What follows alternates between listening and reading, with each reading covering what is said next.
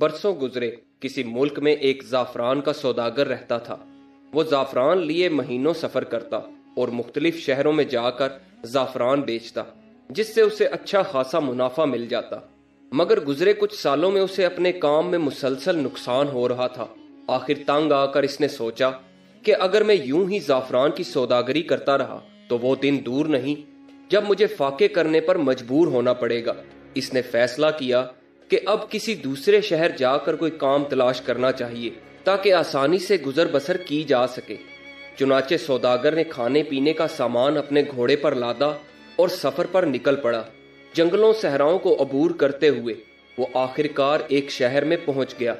شہر پہنچ کر اسے ایک سرائے نظر آیا تو وہ کھانے پینے اور آرام کی غرض سے اس طرف چل پڑا۔ سرائے پہنچ کر اس نے اپنا گھوڑا استبل میں باندھا اور خود اپنا تھیلا لیے سرائے میں داخل ہو گیا۔ سرائے کی دیوار پر سامنے لکھا تھا کہ مہمان اپنے سامان کی حفاظت خود کرے۔ دیوار پر لکھی عبارت پڑھنے کے بعد اس نے سوچا کہ واقعی سامان کی حفاظت تو خود ہی کی جا سکتی ہے۔ آخر بیچارہ سرائے کا مالک اکیلا کیسے سب لوگوں کے سامان کی حفاظت کرے گا؟ چنانچہ سوداگر نے کھانا کھایا اور اپنے تھیلے کا تکیہ بنا کر وہیں سو گیا۔ جب سوداگر نیند سے جاگا تو یہ دیکھ کر اس کے اوسان خطا ہو گئے کہ اس کا تھیلا وہاں سے غائب تھا۔ سوداگر پریشانی کے عالم میں ادھر ادھر بھاگا۔ اس نے سرائے میں موجود ہر شخص کی تلاشی لی مگر اسے اپنا تھیلا نہ مل سکا۔ سوداگر کو اپنی سستی پر رہ رہ کر غصہ آ رہا تھا۔ اسی تھیلے میں تو اس کی کل دولت اور سفر کا سارا سامان تھا۔ جب تھیلا ملنے کی امید دم توڑ گئی تو سوداگر نے سوچا کہ اب تو میرے پاس اپنے شہر واپس جانے کے لیے بھی پیسے نہیں ہیں۔ چنانچہ اس نے فیصلہ کیا کہ وہ اسی شہر میں رہ کر کام کرے گا۔ سوداگر سرائے سے باہر نکلا اور استبل سے اپنا گھوڑا کھولا۔ اچانک اسے ایک ترکیب سوجی کہ کیوں نہ فی الحال اپنے گھوڑے کو ہی اپنی روزی کے لیے استعمال کروں۔ اس نے سوچا کہ وہ گھوڑے کو لوگوں کی سواری کے لیے استعمال کرے گا اور لوگوں کو ان کی منزل تک پہنچائے گا۔ اب اس کا روزانہ کا معمول بن گیا تھا۔ وہ چوراہے پر کھڑا ہو جاتا اور لوگوں کو اپنے گھوڑے پر بٹھا کر ان کی منزل تک پہنچاتا۔ اس کام سے جو اسے پیسے ملتے اسی سے اپنی گزر بسر کرنے لگا۔ وہ صبح چوراہے پر جاتا اور شام کو سرائے میں قیام کرتا۔ ایک دن وہ معمول کے مطابق چوراہے پر کھڑا تھا کہ ایک نوجوان مسافر اس کے پاس آیا۔ سوداگر نے پیسے طے کرنے کے بعد اسے گھوڑے پر بٹھا دیا اور جو راستہ مسافر نے بتایا اس طرف چل پڑا۔ چلتے چلتے وہ ایک دوراہے پر پہنچ گئے جہاں سے ایک راستہ دائیں طرف جاتا تھا اور دوسرا راستہ بائیں طرف جاتا تھا۔ سوداگر نے گھوڑا دائیں جانب موڑا تو نوجوان مسافر بولا، بھائی گھوڑے والے بائیں جانب والے راستے سے چلو۔ سوداگر بولا، دوست میں دائیں جانب والے راستے سے واقفیت رکھتا ہوں اور مجھے پتا ہے یہ راستہ محفوظ بھی ہے، اس لیے دائیں جانب والے راستے سے جانا چاہیے۔ مسافر بولا، نہیں، بائیں جانب والا راستہ چھوٹا اور زیادہ محفوظ ہے، اس لیے بائیں جانب والے راستے سے چلو۔ مسافر کے زیادہ اصرار کرنے پر سوداگر نے گھوڑے کا رخ بائیں جانب موڑ دیا۔ چلتے چلتے کافی دیر گزرنے کے بعد وہ ایک بھیانک جنگل میں پہنچ گئے۔ سوداگر کو تجسس ہوا کہ کچھ تو گڑبڑ ہے۔ اس نے نوجوان مسافر سے پوچھا، بھائی آخر تم نے جانا کہاں ہے؟ مسافر بولا، بس کچھ دیر اور۔ چاروں ناچار سوداگر چلتا رہا۔ اچانک چلتے چلتے وہ جنگل کے ایک ایسے حصے میں پہنچ گئے جہاں جگہ جگہ انسانی لاشیں بکھری پڑی تھیں۔ یہ دیکھ کر بیچارے سوداگر کے اوسان خطا ہو گئے۔ اس نے مسافر سے کہا، بھائی بس بہت ہو گیا، اب میں مزید آگے نہیں جاؤں گا۔ مسافر غصے سے بولا، آرام سے چلتے رہو نہیں تو جان سے جاؤ گے۔ سوداگر وہیں رک کر بولا، ہرگز نہیں، میرے گھوڑے سے نیچے اترو اور مجھے یہاں سے جانے دو۔ یہ سن کر مسافر گھوڑے سے اترا اور پیٹھ سے خنجر نکال کر سوداگر کو دبوچنے کے لیے بھاگا۔ سوداگر جو پہلے ہی گھبرایا ہوا تھا گڑ گڑا کر مسافر سے اپنی زندگی کی بھیک مانگنے لگا۔ سوداگر بولا، تم میرا گھوڑا لے لو، میرے پاس جتنے پیسے ہیں وہ بھی لے لو، مگر خدا کے لیے مجھے قتل نہ کرو۔ مگر دوسری طرف مسافر نہایت سنگ دلی سے بولا کہ آج تم میرے ہاتھوں یقیناً مرو گے اور تمہیں بچانے والا کوئی نہیں ہے۔ مسافر کی یہ باتیں اور آنکھوں میں اترا ہوا خون دیکھ کر سوداگر سمجھ گیا کہ آج شاید اس کی زندگی کا آخری دن آن پہنچا ہے۔ سوداگر نے روتے ہوئے مسافر سے التجا کی کہ مجھے نہیں پتا کہ تمہارا دین کون سا ہے، مگر میں ایک مسلمان ہوں۔ اگر تم میرے ہم دین ہو تو میں مرنے سے پہلے تم سے التجا کرتا ہوں کہ مجھے 2 رکعت نماز پڑھنے دو، اس کے بعد تم مجھے خوشی سے موت کے حوالے کر دینا۔ یہ سن کر مسافر غصے سے ایک طرف کھڑا ہو گیا اور بولا، جلدی جلدی نماز پڑھو، میرے پاس تمہارے لیے ضائع کرنے کے لیے وقت نہیں ہے۔ سوداگر کانپتے جسم کے ساتھ نماز کے لیے کھڑا ہو گیا، آنکھوں میں زندگی کے ختم ہونے کی وجہ سے آنسو اور موت کا خوف لیے۔ جب اس نے نماز پڑھنا شروع کی تو خوف کا غلبہ اس قدر زیادہ ہوا کہ نماز پڑھنا ہی بھول گیا۔ بیچارے کے دماغ میں قرآن کی کچھ آیات آتی تو زبان اسے ادا کرنے سے قاصر ہو جاتی۔ سوداگر نماز میں اسی طرح مشغول تھا کہ اچانک جھاڑیوں سے ایک گھڑ سوار نمودار ہوا اور طوفان کی طرح بڑھتے ہوئے ایک تیز اور نوکیلا نیزہ اس شدت سے نوجوان مسافر کے سینے میں گاڑ دیا کہ دوبارہ اسے سانس لینے کا بھی موقع نہ مل سکا۔ مسافر وہیں پر ڈھیر ہو گیا۔ اس کے بعد جتنی تیزی سے وہ گھڑ سوار جھاڑیوں سے نمودار ہوا تھا، اسی تیزی سے وہ ان جھاڑیوں میں غائب ہو گیا۔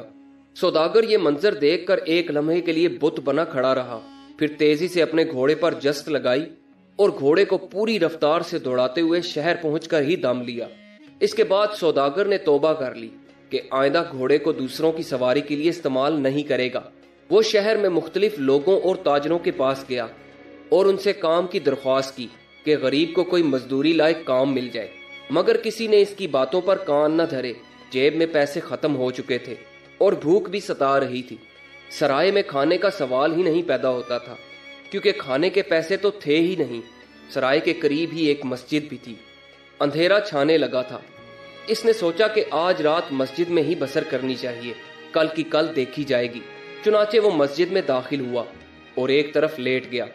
رات کافی گزر چکی تھی، اس لیے مسجد میں اس کے علاوہ کوئی بھی نہیں تھا۔ ابھی اسے لیٹے ہوئے کچھ ہی دیر ہوئی ہوگی کہ اچانک اسے کوئی سرسراہٹ محسوس ہوئی۔ جب اس نے غور کیا تو اسے پتا چلا کہ مسجد میں آنے والا شخص اندھا فقیر ہے، جو روزانہ چوراہے پر کھڑا ہو کر بھیک مانگتا ہے۔ اندھا فقیر بڑی آہستگی سے چلتا ہوا ایک طرف آیا۔ اس نے اپنی چھڑی سے آگے پیچھے ٹٹولنا شروع کیا۔ جب اسے یقین ہو گیا کہ وہ مسجد میں اکیلا ہے تو اس نے مسجد کے آنگن سے ایک اینٹ نکالی۔ نیچے ایک چھوٹا سا گڑھا تھا۔ اندھے فقیر نے اپنا ہاتھ اس گڑھے میں ڈالا اور اس میں سے ایک تھیلی نکالی۔ وہ تھیلی سکوں سے بھری ہوئی تھی۔ اندھے فقیر نے اپنی جیب سے مزید سکے نکالے اور چپکے سے اس تھیلی میں ڈال دیے۔ اس کے بعد تھیلی اس گڑھے میں رکھ کر اوپر اینٹ رکھ دی اور اس کے بعد اسے برابر کر دیا۔ اندھے فقیر نے اپنی چھڑی سے ارد گرد کا بغور جائزہ لیا کہ کہیں کسی کی نظریں اسے دیکھ تو نہیں رہیں۔ جب اسے یقین ہو گیا کہ اب یہاں کوئی نہیں ہے تو جس طرح وہ چپکے سے آیا تھا اسی طرح وہاں سے واپس چلا گیا۔ فقیر کے جانے کے بعد سوداگر اپنی جگہ سے اٹھا اور اینٹ اٹھا کر تھیلی نکالی تو اس کی حیرت کی انتہا نہ رہی۔ فقیر کی اس تھیلی میں اچھی خاصی دولت موجود تھی۔ سوداگر نے سوچا کہ فقیر کی اس دولت میں سے اسے کچھ لے لینی چاہیے، آخر فقیر بیچارہ اندھا ہے، شاید اسے پتہ بھی نہ چلے۔ مگر دوسری طرف اسے ضمیر ملامت کرنے لگا کہ یہ بات درست نہیں ہے، مجھے اس بیچارے فقیر کی کمائی ہوئی دولت پر کوئی اختیار نہیں ہے۔ پھر اس نے دوبارہ اپنے آپ کو مطمئن کرنے کے لیے سوچا کہ میں کون سا فقیر کی دولت ہتھیار رہا ہوں، میں تو اس میں سے کچھ سکے ادھار لوں گا اور ان سے کاروبار کروں گا، پھر جب میرا کاروبار چل نکلے گا تو میں فقیر کے سکے اسے واپس کر دوں گا۔ اور ویسے بھی قدرت نے مجھے فقیر کے اس راز سے آگاہ کیا ہے تاکہ میں اس مشکل سے نجات پا سکوں۔ چنانچہ سوداگر نے فقیر کی تھیلی میں سے 40 سکے نکال لیے اور وہاں سے چلا گیا۔ سوداگر نے ان 40 سکوں میں سے پہلے تو خوب جی بھر کر کھانا کھایا، پھر کاروبار کرنے کے لیے زعفران خریدنے چلا گیا۔ جب زعفران کی قیمت پوچھی تو پتا چلا کہ اس حساب سے کاروبار کرنے کے لیے رقم کم ہے۔ چنانچہ وہ ایک بار پھر مسجد میں گیا اور فقیر کی تھیلی میں سے مزید 40 سکے نکال لیے۔ اب سوداگر ایک بار پھر زعفران کی سوداگری کرنے لگا۔ کاروبار کے دوران جب جب اسے موقع ملتا وہ فقیر کی تھیلی میں سے سکے نکال لیتا اور یوں اس کا کاروبار خوب چل نکلا۔ اب وہ شہر کے مشہور سوداگروں میں جانا جاتا تھا اور سب اس سے عزت اور احترام سے پیش آتے۔ شہر کے کوتوال سے لے کر قاضی تک سب لوگ اس کی عزت کرتے تھے۔ ایک دن سوداگر کو اندھے فقیر کا خیال آیا۔ سوداگر اب تک اندھے فقیر کے کل 200 سکے نکال چکا تھا۔ اس نے اپنی تھیلی میں 200 سکے لیے اور چوراہے کی طرف چل پڑا۔ چوراہے پر پہنچ کر اس نے سوچا کہ آخر میں اندھے فقیر سے کہوں گا کیا؟ اگر میں نے اسے بتا دیا کہ میں نے اس کی تھیلی میں سے 200 سکے نکالے تھے تو شاید وہ ناراض ہو جائے۔ چنانچہ اس نے سوچا کہ بجائے اس کے کہ میں اسے سب کچھ بتاؤں، میں یہ 200 سکے اسے اپنی طرف سے تحفہ پیش کروں گا۔ اس طرح میرا قرض بھی اتر جائے گا اور بھرم بھی رہ جائے گا۔ سوداگر فقیر کے پاس گیا اور بولا، جناب، آپ روزانہ یہاں بڑی ہی درد بھری آواز میں بھیک مانگتے ہیں۔ میں نے سوچا کہ شہر کا سب سے امیر سوداگر ہونے کے ناطے آپ کو کچھ پیسے بطور تحفہ پیش کروں۔ فقیر نے حیرت سے پوچھا، کیا تم مجھے بتا سکتے ہو کہ تم مجھے کتنے سکے تحفے میں دو گے؟ سوداگر بولا، جناب، میں آپ کو 200 سکے بطور تحفہ دوں گا، امید ہے کہ آپ قبول کریں گے۔ سوداگر کے جواب دیتے ہی اندھے فقیر نے اس کا ہاتھ زور سے پکڑ لیا اور کہنے لگا، میں تو تمہیں ہی ڈھونڈ رہا تھا۔ تم نے مجھ غریب اندھے فقیر کے سکے چوری کیے ہیں۔ میری تھیلی میں سے 200 سکے غائب ہیں۔ میں ہمیشہ اپنے سکے گن کر رکھتا تھا۔ مجھے معلوم تھا کہ میرے 200 سکے چوری ہو چکے ہیں، مگر میں نے چپ سادھ رکھی تھی کیونکہ میرے پاس کسی کے خلاف کوئی ثبوت نہیں تھا۔ اب جب تم میرے ہاتھ لگ گئے ہو تو میں تم سے پورا معاوضہ وصول کروں گا۔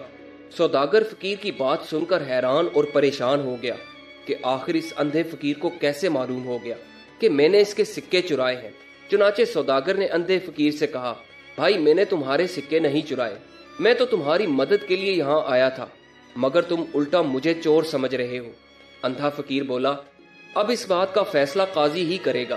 اندھا فقیر اور سوداگر دونوں قاضی کے پاس پہنچ گئے اور اندھے فقیر نے قاضی کے سامنے اپنا مقدمہ رکھ دیا۔ آخرکار سوداگر نے مان لیا کہ اسی نے اندھے فقیر کے سکے نکالے تھے۔ سوداگر نے بتایا کہ میں نے وہ سونے کے سکے چوری کی نیت سے نہیں نکالے تھے، بلکہ قرض کی نیت سے نکالے تھے کہ جب میرا کاروبار چل جائے گا تو اس فقیر کا قرض چکتا کر دوں گا، اور یہ سب میں نے اس لیے کیا تھا کہ اس وقت میں مجبور تھا۔ دوسری طرف میرا تھیلا جس میں میری ساری دولت تھی وہ بھی سرائے سے چوری ہو گیا تھا، اس وجہ سے میں بالکل خالی ہاتھ رہ گیا تھا، مگر مجھے کیا پتا تھا کہ بات اس حد تک پہنچ جائے گی۔ اندھا فقیر بولا، جناب قاضی صاحب، میں نے بھی اپنی دولت جمع کر کے کاروبار کرنا تھا۔